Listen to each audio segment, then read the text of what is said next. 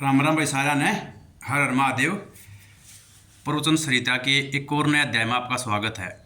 तो भाई सबसे यह प्रार्थना है कि आज सारे सावधान हो जाओ और ध्यानपूर्वक बात सुनो, क्योंकि आप जो आज विषय है वो ध्यान देने योग्य है।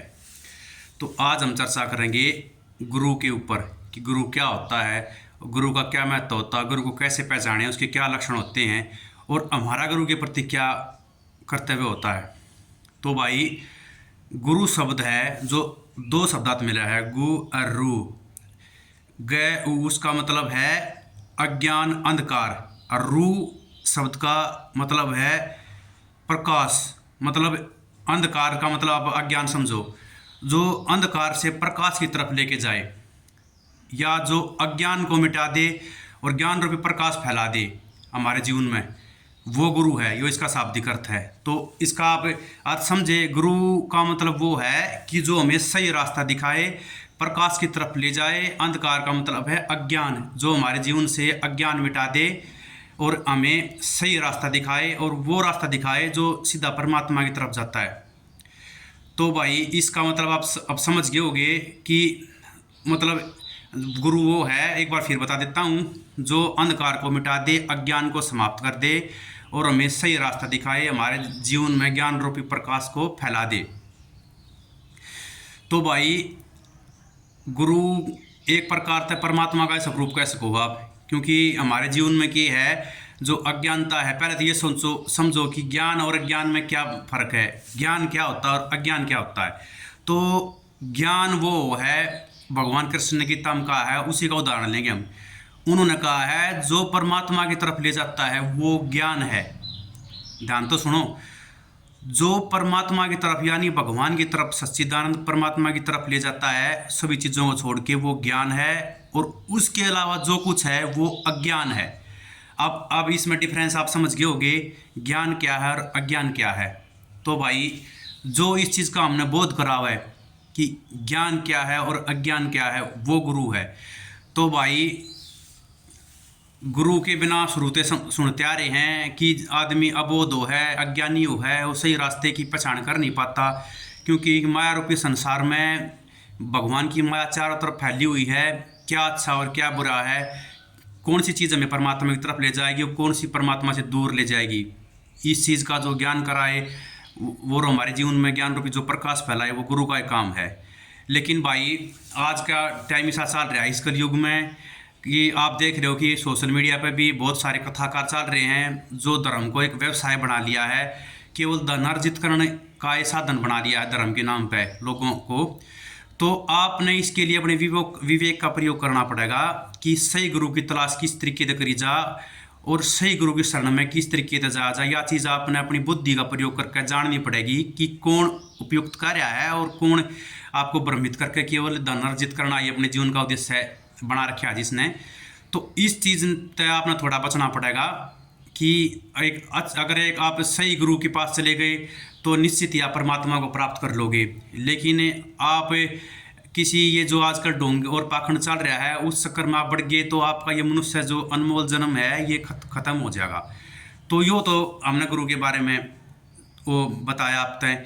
तो दूसरी बात क्या है, शिष्य का भी क्या कर्तव्य है। शिष्य का भी कर्तव्य यो है कि वो अर्जुन की बात, जैसे कि द्रोणाचार्य है वो गुरु थे, उस अर्जुन एक सामान्य बालक था गुरुकुल में, जैसे सब बच्चे पढ़ने आया वो वैसे वो पढ़ने आया करता। लेकिन आप गुरु की महिमा देखो, द्रोणाचार्य ने और उसको अर्जुन बना दिया, श्रेष्ठ बना दिया, क्यों? वो गुरु की एक कृपा है। लेकिन गुरु की कृपा तो सब पर बराबर पड़ रही थी। आप देखो कि 100 भाई कौरव भी थे और पांडव भी थे, लेकिन गुरु की बातों पर जो सबसे ज़्यादा अमल कर गया, गुरु के बताए हुए बगैर गुरु के प्रति पूरा समर्पण जो कर गया, मतलब उसके जो बताए हुए रास्ते पर संशय नहीं करना चाहिए, मतलब डाउट नहीं होना चाहिए। जो उन्हें कह दिया वो 100% सच है, उसने भगवान भी नहीं बदल सकता। भगवान का शब्द मान कर जो उसने पालन करेगा वो अवश्य ही अर्जुन बनेगा। जैसे अर्जुन तक गुरु ने पूछी थी कि अब तुम्हें क्या दिखाई देता, तो अर्जुन ने यही बताया था विद्यादान के समय जब वो धनुर्विद्या सीख रहा था कि मुझे केवल पक्षी की आंख दिखाई देती है। क्यों? उसका ध्यान लक्ष्य पर था, गुरु के द्वारा जो लक्ष्य निर्धारित कर रखा था वो सब कुछ भूल कर एकाग्रचित होकर उसी लक्ष्य पर अपना ध्यान लगा रखा था, इसलिए वो अर्जुन बन गया। सब उसने जाने हैं खेल के क्षेत्र में भी आप देखो, जो श्रेष्ठता को प्राप्त करे है उसने अर्जुन अवार्ड मिला है आज भी। और जो श्रेष्ठ कोच हो है, श्रेष्ठ गुरु है, उसने भी द्रोणाचार्य अवार्ड आज तक दिए हैं। क्यों? यो एक सबसे अच्छा उदाहरण है एक अच्छे शिष्य का और एक अच्छे गुरु का। दूसरा भाई, गुरु कोई भी उसका है, ये ना है कि भाई कोई गुरु एक घना बड़ा ज्ञानी ध्यानी या और भी कोई उसका है। हमने सीखना छोटे बालक तक मिल सका है, हम अपने जिस तक हमने सीखना मिला कुछ नया, वो हमारा गुरु है। वो कोई भी हो सका है। अपने ऊपर कदे भी अज्ञान का अहंकार नहीं होना चाहिए। अकी मन तो सब क्या बेरा है और मतलब सबसे ज़्यादा नॉलेज मन रहे है, तो वो फिर अज्ञान है। क्योंकि ज्ञान जिसने थोड़ा बहुत भी होगा, वो सबसे पहले उसका अहंकार नष्ट हो जाएगा, उसमें मैं की भावना वह खत्म हो जाएगी।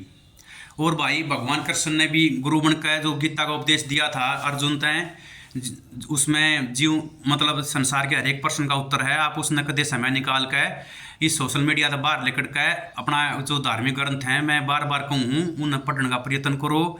जीवन के वास्तविक मूल्य उस समय लिखे उड़ हैं, आपने सीखने कुछ अच्छा ही मिलेगा। वो गुरु ये है जो मतलब एक सामान्य सा जो छात्र हो है, उसने मेघावी बना दी है, एक ऊंची बुलंदियाँ पहुंचा दी है। वो मतलब बात तो बता दिया मैंने। पूरी क्लास में आप देखो हो कि बहुत सारे बच्चे हों, किसी में 100 हों, किसी में 30 हों हैं, लेकिन 1 या 2 उसमें दें वे हों हैं जो मतलब श्रेष्ठता ने प्राप्त करे हैं। वे श्रेष्ठता ने क्यों प्राप्त करे हैं? वे इसलिए प्राप्त करे हैं कि वे एकाग्रचित होकर उनकी बात सुने हैं और उनके बताए हुए मार्ग पर ही परफेक्ट वो हैं। एक मतलब उनमें बीच में डाउट ना होता। डाउट का मतलब क्या है कि कोई आप तो बतावा है कि भाई परमात्मा की तरफ ये रास्ता जा है, आप उसने बार बार गूगल करके देखो या 2-4 बात नून की सुनो, 2-4 बात नून की सुनो। तो सबका अपना अलग अलग तरीका है पढ़ाने का, समझाने का अलग अलग तरीका है। इससे आप कोई भी चीज़ नहीं सीख पाओगे। तो सबसे पहले बैठ कर ठंडे दिमाग तक ये निश्चित कर लो कि आपने किससे सीखना है, और विवेक का प्रयोग मैंने आपको बता दी करके इस चीज़ का निष्कर्ष आपने निकालना पड़ेगा। तो भाई वो गुरु ये है जिसने मतलब श्री राम को भगवान बनाया था, क्योंकि उन्होंने उसको शिक्षा दी थी गुरुकुल में जीवन मूल्य की और हर एक चीज़ की उनका पालन करके भगवान श्री राम मर्यादा की पराकाष्ठा को स्पर्श करके और आज उनको मर्यादा पुरुषोत्तम कहा जाता है। भगवान श्री कृष्ण ने भी सांदीपनी जी से विद्या अध्ययन करी थी, उन्होंने ध्यान पूर्वक उनकी बात सुनी और प्रत्येक चीज़ का पालन कराया। तो भाई गुरु की आवश्यकता आपने देखा होगा हर एक अवतार में भगवान ने भी पढ़ी है। तो इसका अर्थ ये है कि गुरु का जो दर्जा है वो परमात्मा से भी श्रेष्ठ है। तो आप ये समझ लो कि हमारे जीवन में सबसे विशेष महत्व गुरु का है। गुरु आप जब हम छोटे हुए हैं, शुरू सबसे पहले हमारा जो गुरु होता है प्रथम, वो माँ होती है। वो हमें चलना फिरना सिखाती है, बोलना सिखाती है और समाज में रहना सिखाती है और संस्कार सिखाती है। वो भी गुरु है। सबसे प्रथम गुरु माँ है।